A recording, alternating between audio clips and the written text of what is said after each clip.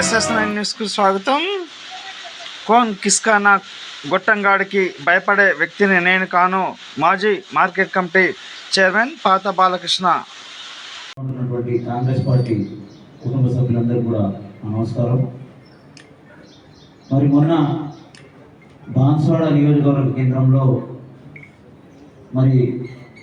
బాన్స్వాడ నియోజకవర్గ Congress party incharge అయినటువంటి ఏనుగు రవీందర్ రెడ్డి గారి కార్యాలయంలో మొన్న పత్రికా మరియు మీడియా సమావేశం ఏర్పాటు చేయడం జరిగింది. అట్టి సమావేశంలో మేమందరం కూడా ఏకకంఠంతో ఒకటే ఒక ప్రశ్న అడగడం జరిగింది.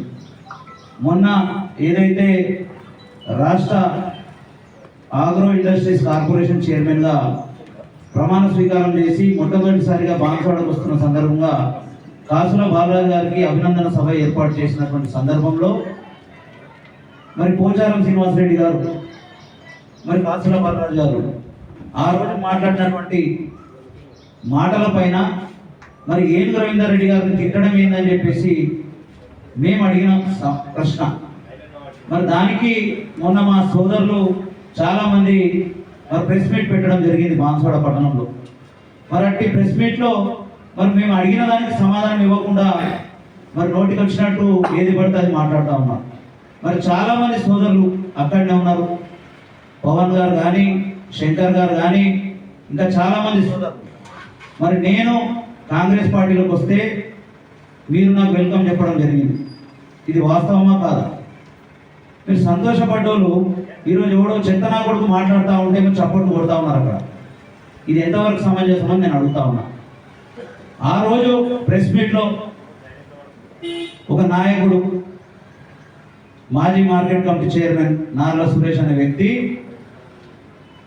నా పైన పర్సనల్గా మాట్లాడుతూ ఉన్నాడు తప్ప నేను అడిగినటువంటి ప్రశ్నకు సమాధానం చెప్పలేకపోతా ఉన్నాడు. ఇలా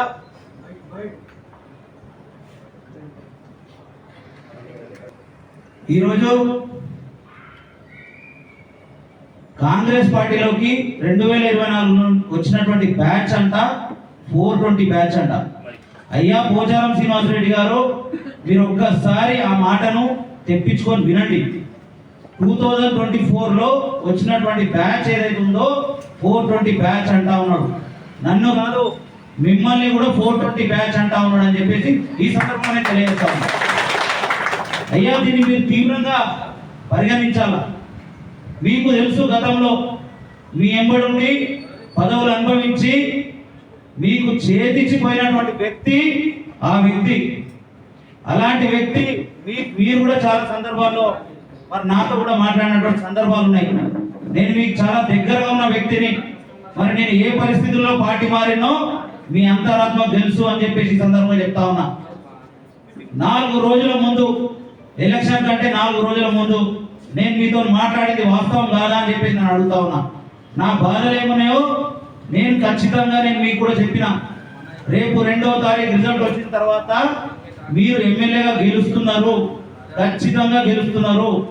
స్పీకర్ చరిత్రను తిరిగి రాస్తున్నారు. కానీ రేపు మీరు మంత్రి అయినా ఇంకోటైనా నేను మాత్రం మీ వెంట పని చేయలేను. నేను ఈ రాజకీయాలు ఇక్కడ రాజకీయాలు చేయలేను అని చెప్పింది వాస్తవం కాదా? మీరు పెద్దలు.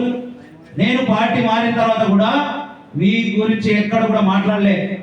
ఏనుగు రవీందర్ రెడ్డి గారికి నేను క్లియర్గా చెప్పడం జరిగింది. పార్టీ మారేటప్పుడు కూడా, అన్నా నేను నిన్నటి వరకు పార్టీలో తిరిగినా, మీరు రేపు పొద్దున పార్టీ మారంగానే పోచారం శ్రీనివాసరెడ్డిని తిట్టు, పోచారం శ్రీనివాసరెడ్డి కుటుంబంలో తిట్టంటే నేను తిట్టానన్నా, ఎందుకంటే నన్ను ప్రజలు నోట్లో మూస్తారని చెప్పిన. నాకు ఎన్ని బాధలైనా నేను ఓర్చుకున్న తప్ప ఏ రోజు బయట పెట్టలే. బయట పెట్టమంటే మీరు అది స్టార్ట్ చేస్తే నేను కూడా స్టార్ట్ చేస్తాను. నేను భయపడే వ్యక్తిని కాదు, బెదిరే వ్యక్తి కాదు. మీ అంతరాత్మకు తెలుసు నేను ఏ రకంగా పనిచేసినో. డబ్బులకు ఆశించే వ్యక్తినా, డబ్బులు ఖర్చు పెట్టే వ్యక్తినా, నిజాయితీగా పనిచేసే వ్యక్తినా మీ అంతరాత్మకు తెలుసు. ఇవాళ మీ కుటుంబం అందరికీ తెలుసు నేను ఎటువంటి వ్యక్తినో. ఇవాళ ఎవడో ఓంకిస్తా గొట్టంగాడు మాట్లాడితే నేను భయపడే వ్యక్తిని కాదు. అరే చూతేనా కొడుకా, నువ్వు 2014లో నాకేమన్నావన్నా, బాలరాజు గారి పంచన 2014లో ఇంటి చుట్టూ తిరిగినామని. నేను తిరిగినట్టు నిరూపిస్తే ఏదంటే అది సిద్ధం. నువ్వేమను బాలరాజు కుటుంబము తిట్టినా పోచారం గారి కుటుంబం తిట్టినా ఊరుకునే లేదంటున్నావు కదా. 2014లో నువ్వు తిట్టినావు చూస్తే నా కొడుక. 2014లో ఏమన్నావు?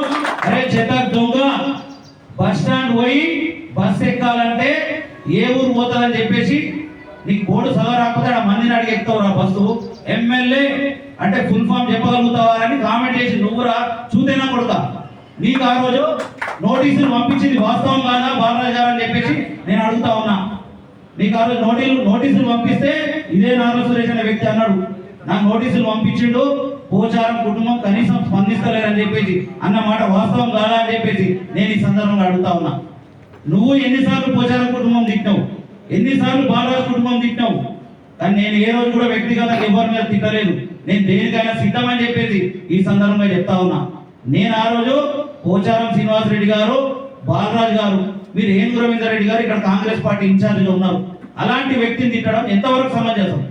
ఆయన ఈరోజు పార్టీకే పనిచేస్తా ఉన్నారు. పార్టీలో ఉన్న వ్యక్తి మీరు అపోజిషన్ పార్టీ వ్యక్తిని తిట్టడం కరెక్ట్ కాదని నేను మాట్లాడితే నువ్వు పోచారం కుటుంబం తిడితే బాగుంటది, బాలరాజు కుటుంబం తిడితే బాగుంటది అని చెప్పి మాట్లాడతావరా? ఏదో నా కొడుకా నీకేమన్నా కొంచెమన్నా మానవత్వం ఉందారా? చూస్తే నా కొడుకా 4 పార్టీలు మారలో వేరే నువ్వేదో నీతి నిజాయితీ మాత్రమే నేనేదో గొప్పని అంటావు కదా. అరే పాత బాలకృష్ణ అనే వ్యక్తి టిఆర్ఎస్ పార్టీలోకి వస్తే టిఆర్ఎస్ నుంచి జంప్, పాత బాలకృష్ణ అనే వ్యక్తి కాంగ్రెస్ పార్టీలోకి వస్తే మళ్ళీ నువ్వు కాంగ్రెస్ పార్టీ నుంచి జంప్. అది నీ చరిత్ర.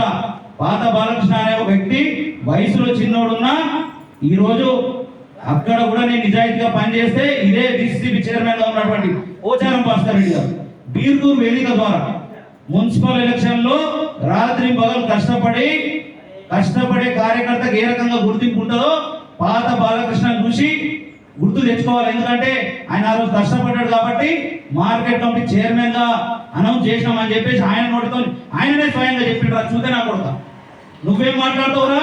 చెంచాగిరి బ్రోకర్గిరి చేసే కుటుంబం కాదురా నాది. అరే నీలాగా వారసత్వం పేరు చెప్పుకొని రాజకీయాల్లో రాలే. సొంతగా ఎదిగినా నాకు నా తండ్రి కానీ నా తాతలు కానీ రాజకీయాల్లో లేరు. నా తండ్రులు కానీ నా తాతలు కానీ వ్యాపారాల్లో ఉన్నారు.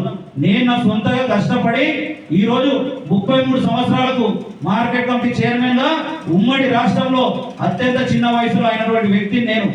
35 సంవత్సరాల్లో జిల్లా ఆర్యవైశ్య సంఘం అధ్యక్షునిగా రాష్ట్ర చరిత్రలోనే ఉమ్మడి ఆంధ్రప్రదేశ్ రాష్ట్రంలోనే మొట్టమొదటి వ్యక్తి నేను. నువ్వు నా గురించి కామెంట్ చేస్తావారా? చెత్తనా కొడుకా నీకు కొంచెమన్నా మానవత్వం ఉందా అని అడుగుతా ఉన్నా. నువ్వేం మాట్లాడుతున్నావు? ఒక్కసారి మైక్ ఉండగా ఊగిపోకు.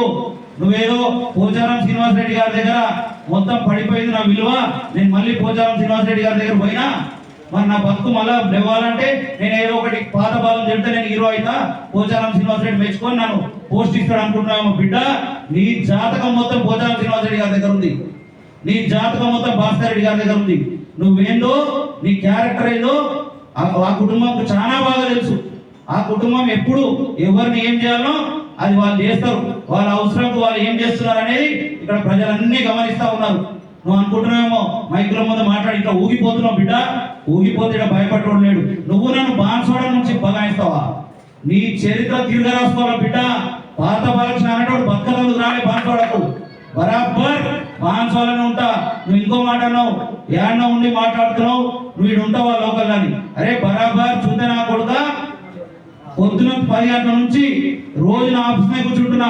నీకు దమ్ము ధైర్యం ఉంటే నా ఆఫీస్కి వచ్చి మాట్లాడు. నువ్వు నన్ను బాన్సోడ నుంచి ఉరికిస్తా మాట్లాడుతున్నావు కదా, నీ తరం సరిపోదని చెప్పేసి సందర్భంగా హెచ్చరిస్తా ఉన్నా. నువ్వెవడిగా నన్ను బాన్సోడ నుంచి బగాయిస్తానుకో నీకేం అధికారం ఉందిరా? భయపడదందుకు నువ్వేం మాట్లాడుతున్నావురా? పార్టీ ఈరోజు ఒక కాంగ్రెస్ పార్టీ కమ్సే కమ్ ఒక మాట మాట్లాడేటప్పుడు ఒక ఆలోచన చేసి మాట్లాడాలి. నీ పక్కకు ఉన్నటువంటి ఎంతో మంది సీనియర్ నాయకులు కోటిగిరి పవన్ గారు కానీ శంకర్ గారు కానీ వాళ్ళు ఏ రకంగా మాట్లాడుతున్నారు, నువ్వే రకంగా మాట్లాడుతున్నావు. అరే కాంగ్రెస్ పార్టీ మూలాలు ఉన్న వ్యక్తిని నేను 2004లో నా పొలిటికల్ కెరియర్ స్టార్ట్ చేసిందే కాంగ్రెస్ పార్టీ అప్పటి బాజిరెడ్డి గవర్నర్ గారితో. కాంగ్రెస్ పార్టీలో ముఖ్యమైనటువంటి ఎన్ఎస్యుఐ యూత్ కాంగ్రెస్ లో పనిచేసి వచ్చిన వ్యక్తిలో నేను. నాకు అధికారం ఉందిరా కాంగ్రెస్ పార్టీ గురించి మాట్లాడేది. నీలాగా ఎక్కడి నుంచో అద్దెకొచ్చినోని కాదురా నేను. బరాబర్ కాంగ్రెస్ పార్టీలో పుట్టి పెరిగిన నేను బరాబర్ కాంగ్రెస్ పార్టీలోకి వచ్చిన. నేను మధ్యలో లేను, నేను సీనియర్ అని చెప్పుకుంటలేను. నువ్వు మాట్లాడే మాటలకు నేను ఆన్సర్ ఇస్తా ఉన్నా. కొంచెమన్నా ఇంకొకసారి నా గురించి వ్యక్తిగతంగా మాట్లాడితే బిడ్డ ప్రెస్ మీట్ లో మాట్లాడా, డైరెక్ట్ నీ ఇంట్లోకి వచ్చి నీ ఇంట్లోకి తోటి మాట్లాడటం బిడ్డ. అంత దమ్ముందని భయపడే వ్యక్తిని కాదు.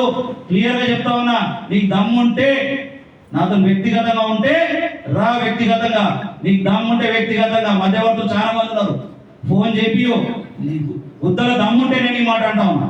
బరాబర్ కొట్టుకుందాం, ఇద్దరం నిలబడదాం, ఏ చోరతో రమ్మంటే ఆ చోరతకు వస్తాం, పర్సనల్ గా చూసుకుందాం. అంతేగాని రాజకీయంలో వచ్చి కుటుంబ విషయాలు మాట్లాడితే మాత్రం ఊరుకునేది లేదు, సహించేది లేదని చెప్పేసి వారిని వేదికగా హెచ్చరిస్తా ఉన్నా అని చెప్పేసి సందర్భంగా తెలియజేసుకుంటూ మరొక మాట నేను చెప్తా ఉన్నా. నిన్న జరిగినటువంటి రుణమాఫీ కార్యక్రమం, ముఖ్యమంత్రి గారికి ధన్యవాదాలు తెలిపే తీర్మానంలో నిన్న మన బాన్స్వాడ నియోజకవర్గ ఇన్ఛార్జ్ ఏనుగు రవీందర్ రెడ్డి గారి ఆధ్వర్యంలో మరి నిన్న చూస్తే చాలా సంతోషం అనిపించింది. నిజమైన కార్యకర్తలు, నిజమైన కరువు కట్టిన కార్యకర్తలు కాంగ్రెస్ పార్టీ వాళ్ళు ఎవరయ్యా అంటే ఏనుగు రవీందర్ రెడ్డి గారే అనే విధంగా నిన్న కరువు కట్టిన కార్యకర్తలు నిన్న మీటింగ్ చూస్తే అర్థమవుతా ఉంది. ఇప్పటికైనా లోకల్ నాన్ లోకల్ అని మాట్లాడితే మేము ఊరుకోమని చెప్పేసి సందర్భంగా తెలియజేస్తా ఉన్నాం. బాన్స్వాడ గడ్డ ఎట్లాంటిదంటే 2004లో బాజిరెడ్డి గౌరవం గారు వస్తే ఆదరించినటువంటి గడ్డ బాన్స్వాడ గడ్డ.